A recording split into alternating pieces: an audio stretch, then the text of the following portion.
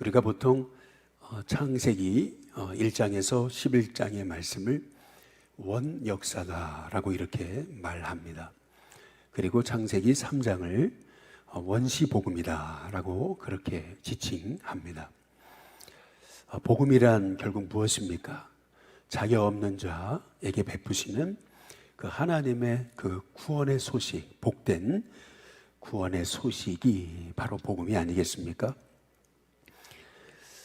아담과 하와가 하나님 말씀에 불순종해서 선악과를 따먹고 죄를 지었어요. 그리고 무화과 잎으로 자기의 부끄러움을 감추었는데 자기의 힘으로는 그 부끄러움을 감출 수가 없잖아요. 꼭 무화과 나무가 결국 시들고 말라 비틀어져서 다시 자기의 부끄러운 모습이 보여지듯이 자기 힘으로는 자기의 죄를 가릴 수가 없었는데 하나님께서 친히 가죽옷을 입히셔서 지어 입히셔서 이 아담과 하와를 입히시는 그 장면이 바로 이 원시 복음의 핵심이 아니겠습니까?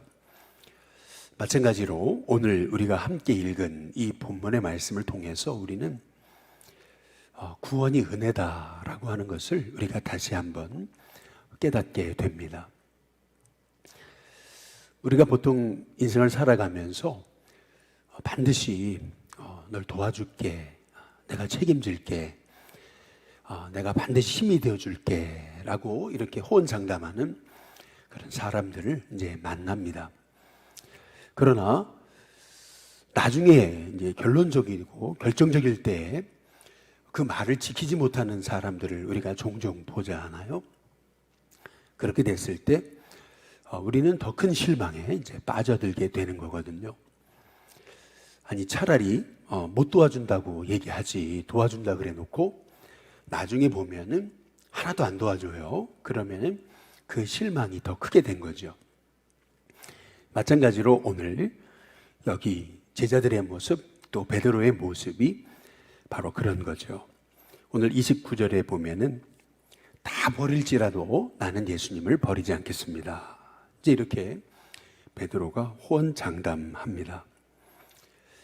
우리 인간의 연약함을 아셨던 예수님은 그 베드로의 대답에 속지 않으시죠. 30절에 보면 내가 진실로 내게 이르노니 오늘 이 밤 닭이 2번 울기 전에 내가 3번 나를 부인할 거다. 예수님이 그 베드로의 연약함의 실상을 말씀하고 계십니다. 그랬더니 베드로가 제가 부족하고 연약합니다. 제가 죄인입니다. 라고 얘기한 것이 아니고 31절에 힘있게 말하되 라고 말하죠. 아주 힘있게 호언장담하면서 내가 주와 함께 죽을지언정 절대 주님을 부인하지 않겠습니다. 라고 그렇게 고백하죠. 그런데 31절의 끝에 부분에 보면 모든 제자도 이렇게 얘기합니다. 모든 제자도 이와 같이 말했다라고 성경이 말하고 있어요. 다시 말하면 베드로만이 아니라 모든 제자들이 절대 예수님 부인하지 않습니다. 십자가 앞에서 절대 예수님 떠나지 않겠습니다. 라고 이제 말했던 거죠. 오늘 이 말씀을 통해서 우리가 보게 되는 것은 구원은 전적인 하나님의 은혜라고 하는 겁니다. 은혜라는 것이 뭡니까? 자격 없는 자에게 베푸시는 하나님의 호의가 아니겠습니까? 제자들의 모습을 보면은 우리 인간의 모습을 볼 수 있는 겁니다. 얼마나 우리가 믿음으로 산다고 하면서도 우리가 얼마나 넘어집니까? 얼마나 말씀대로 산다고 그러면서도 우리는 입술로만 그렇게 말씀대로 산다 그러고 또 실수하고 넘어지고 또 죄 짓고 자빠지고 그것이 사실 이제 우리인 거죠. 더구나 여기 43절부터 보시면은 제자 중에 하나였던 우리 유다, 가룟 유다가 예수님을 배반하는 그러한 장면이 나오잖아요. 44절에 보면 예수를 파는 자가 이미 그들과 군호를 짜서 이르되 내가 입맞추는 자가 그이니 그를 잡아 단단히 끌어가라. 이제 이렇게 말하는 것을 볼 수가 있습니다. 가룟 유다는 어떤 사람이었습니까? 제자들의 그 돈깨를 맡았던 인생이 아니었습니까? 제자들의 돈깨를 맡았다라고 하는 얘기는 그래도 굉장히 신임받았던 인생이었음을 이제 말씀하고 계시는 거죠. 그러나 오늘 말씀에서 45절에 보니까 이에 와서 곧 예수께 나와 랍비여 하고 입을 맞추니 라고 그렇게 말씀하고 있습니다. 얼마나 뻔뻔스럽게 예수님 앞에 와서 입술을 맞추면서 랍비여 라고 했던 그 가룟 유다의 모습을 우리가 상상해 볼 수 있지 않겠어요? 이 말씀을 통해서 우리는 구원이 전적인 은혜이구나. 이것이 바로 하나님이 우리에게 베푸신 그 십자가의 사랑이구나. 자격이 있어서 우리가 구원받은 게 아니고 아직 우리가 죄인 되었을 때에 그리스도께서 우리를 위하여 죽으심으로 하나님께서 우리에 대한 자기의 사랑을 확증하신 거구나 라고 하는 사실을 오늘 말씀을 통해서 깨닫는 거예요. 특히 48절에 보시면은 예수님이 무리에게도 말씀하시잖아요. 너희가 강도를 잡는 것 같이 검과 몽치를 가지고 나를 잡으러 나왔느냐.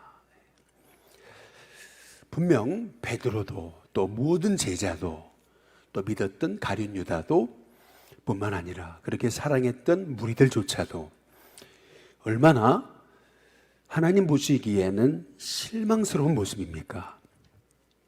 더구나 마가복음 오늘 14장 32절에서 42절에 보시면은 그렇게 예수님께서 내가 기도할 동안에 너희는 여기 앉아 있으라 라고 말씀하시는데 제자들은 끊임없이 졸고 잠들어 있고 피곤해서 그들의 눈이 천근만금이 아니겠습니까?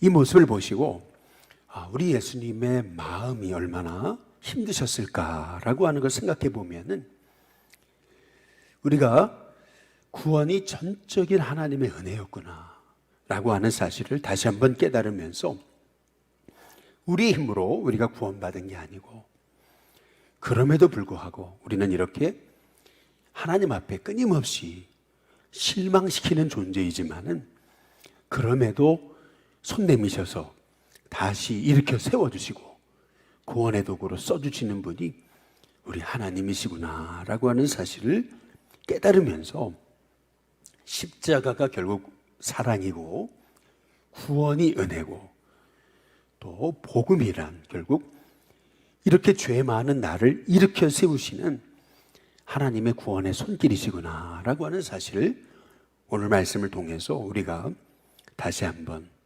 또 깨닫게 되는 거죠.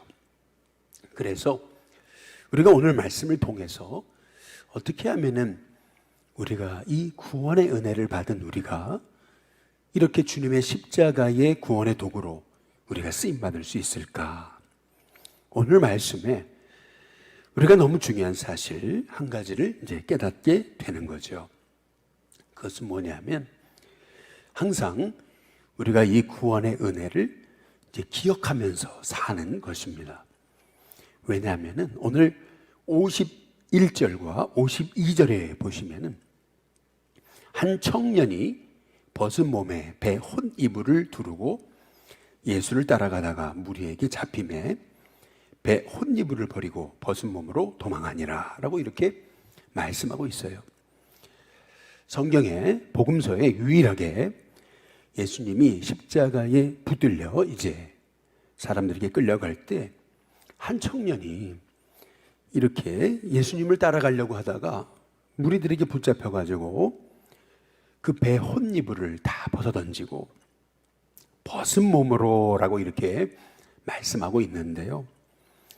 이 벗은 몸으로 라고 하는 것이 얼마나 그 부끄러운 그 장면을 성경이 기록하고 있는 것입니까? 근데 이 한 청년이 누구였을까? 이 한 청년이 누구인지는 성경이 밝히고 있지 않지만은 바로 이 한 청년이 이 마가복음을 기록한 마가가 아니었을까라고 추측해 보는 거죠. 또한 이 한 청년이라고 하는 이 모습이, 이 암흑의, 이 이름을 알 수 없는 이 청년의 모습이 다름 아닌 우리가 아닌가라고 하는 거예요. 이렇게 예수님을 따른다고 하지만은 어려움 앞에서 금방 그냥 자기가 부끄러운지도 모르고 뒷걸음쳐 버리는 이 한 부끄러운 제자의 모습, 이것이 바로 우리인데, 이제 그렇다면은 이런 우리를 다시 세우시고 구원하시고 죄를 용서하시고 기회를 주시고 부르셔서 복음의 자리로 이끄시는 그 하나님의 은혜, 그 은혜를 우리가 늘 기억하고 잊지 않는다면은 우리가 복음의 도구로서 온전히 쓰임받는 하나님의 종이 될 것이라는 거죠. 그래서 가장 먼저 우리가 구원의 도구로 쓰임받는 그러한 비결, 그것은 먼저는 내 힘으로, 내가 내 노력으로 구원받은 것이 아니고 구원받은 것이 전적인 하나님의 은혜임을 우리가 기억하면서 살아가는 것입니다. 그리고 두 번째는 오늘 말씀을 통해서 성경이 강조하고 있는 것, 그것은 뭐냐면은 결국 우리가 십자가의 삶, 복음의 삶을 살아내는 비결, 그것은 다름 아닌 기도에 있음을 오늘 성경이 우리에게 말씀하고 계시는 겁니다. 제자들은 입으로는 호언장담했지만 말로는 주님을 내가 죽을지언정 따르겠다고 얘기했지만은 그 십자가를 같이 감당해낼 힘이 없었던 거예요. 왜 힘이 없었나? 결국에는 오늘 성경이 말하고 있는 것은 제자들에게 빠져 있었던 것, 그것이 바로 기도의 힘, 기도의 은혜 아니겠어요? 오늘 말씀을 통해서 우리가 기억해 봐야 되는 거, 여기 보니까 먼저 우리에게 필요한 것, 그것은 32절에 내가 기도할 동안에 너희는 여기 앉아 있으라 라고 이렇게 말씀하시거든요. 먼저 우리에게 필요한 것, 그것은 끊임없이 기도의 자리에 앉아 있는 것, 기도의 시간에 우리의 삶을 온전히 드리는 것, 우리의 삶 자체가 끊임없이 기도의 시간을 만드는 것, 이것이 너무나 우리에게 필요하다는 것을 우리가 알 수가 있습니다. 가장 먼저 주님처럼 기도의 자리에 나아갈 수 있는 그 첫 번째 스타트는 어디에서 시작되는 거냐면 내가 기도할 동안에 너희는 여기 앉아 있으라. 끊임없이 우리가 기도의 자리에 앉아 있어야 되죠. 은혜의 자리, 하나님을 바라보는 자리에 앉아 있어야 되는 거죠. 그리고 나서 오늘 여기 37절에 보시면은 우리에게 필요한 것, 그것은 한 시간도 깨어 있을 수 없더냐라고 이렇게 말씀하고 계세요.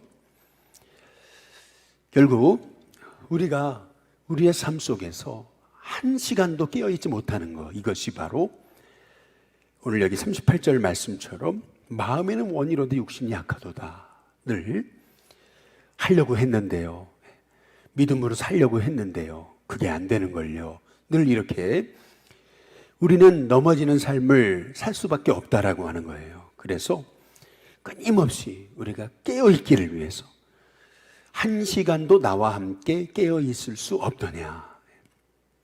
우리가 하루 24시간을 살아가면서 정말 하나님 앞에 깨어있기를 위해 기도하는 하나님의 종이 될 때 오늘 우리 주님이 보여주신 이 복음의 삶, 십자가의 삶을 삶으로 살아내는 하나님의 종이 되게 될 줄로 믿습니다. 그리고 뭐니 해도 36절에 보시면은 예수님의 기도 가운데 우리가 주목해 봐야 되는 것은 예수님이 하나님을 어떻게 부르셨는가라고 하는 겁니다. 아빠, 아버지요 라고 이렇게 부르시잖아요. 하나님을 그냥 아버지요 라고 부르신 것이 아니고 아빠, 아버지요 라고 부르세요. 가장 그렇게 외롭고 또 고통스러우셨던 그 겟세마네 동산에서의 십자가를 지는 그 기도를 하시면서도 예수님이 하셨던 기도의 핵심은 하나님과의 친밀함이었어요. 아빠, 아버지요. 다시 말하면 하나님과의 그 친밀함이 결국에는 하나님의 뜻에 순응하셨던 그 비결이라고 하는 사실입니다. 결국에는 무엇이 순종입니까? 우리가 말씀에 순종한다 그러면서도 우리는 하나님이 내게 허락하신 삶에 순응하지를 못해요. 결국 순종이란 뭐예요? 하나님이 내게 허락하신 삶에 순응하는 것입니다. 내 삶에 어려움이 있어요. 하나님 왜 내게 이런 어려움이 있습니까? 원망하기 이전에 하나님 이 어려움도 감당해낼 수 있는 힘을 허락하옵소서. 하나님 감사합니다. 내게 허락하신 이 삶의 자리가 하나님의 뜻이 이루어지는 자리라고 하는 것을 생각하게 될 때 나의 삶이 힘들고 어려워도 이 삶에 계획하신 하나님의 뜻이 우리가 하나님의 뜻에 우리의 삶에 주어진 어려움까지도 순종함을 통해서 결국 하나님의 뜻이 이루어지는 거 아니겠어요?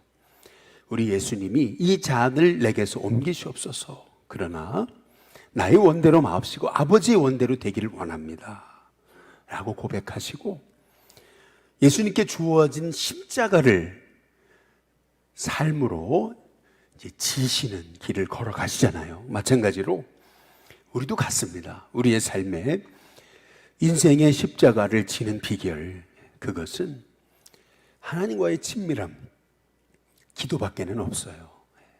기도의 자리에 나가요. 우리가 우리의 삶 속에서 결국 인생의 고난마저도 하나님께 순종함으로 축복으로 바꿔내는 그런 하나님의 종이 될 수 있다라고 하는 사실이죠. 오늘 이 새벽에 우리가 구원받은 거 이거는 전적인 하나님의 은혜입니다. 오늘 말씀을 통해서 성경은 끊임없이 베드로가 그렇게 호언장담하고 제자들도 호언장담하고 그렇게 믿고 신뢰했던 가룟 유다는 배신하고 한 이름 모를 청년은 십자가 앞에서 부끄러운지도 모르고 옷을 다 자기가 두르고 있던 혼이불을 내놔버리고 던져버리고 그렇게 부끄러운지도 모르고 도망치잖아요. 어찌 보면 이런 모습이 우리 모습인데 그럼에도 불구하고 우리를 구원하시고 우리를 다시 이렇게 세우시는 그 하나님의 은혜, 그 은혜를 우리가 오늘도 기억하면서 하나님 우리가 그 은혜를 삶으로 이제 기억하면서 감격하면서 이제는 기도함으로 우리가 그 십자가의 삶을 살아내도록 우리에게 힘과 은혜를 달라고 주님과 함께 앉아있고 한 시간 깨어있고 그리고 이제 하나님과의 친밀함을 통해서 결국 하나님의 뜻에 순종할 수 있는 하나님의 종으로 삶을 살아내도록 기도하는 저와 여러분이 다 될 수 있게 되기를 주님의 이름으로 축복합니다. 우리 찬송가 90장 함께 찬양 부르겠습니다.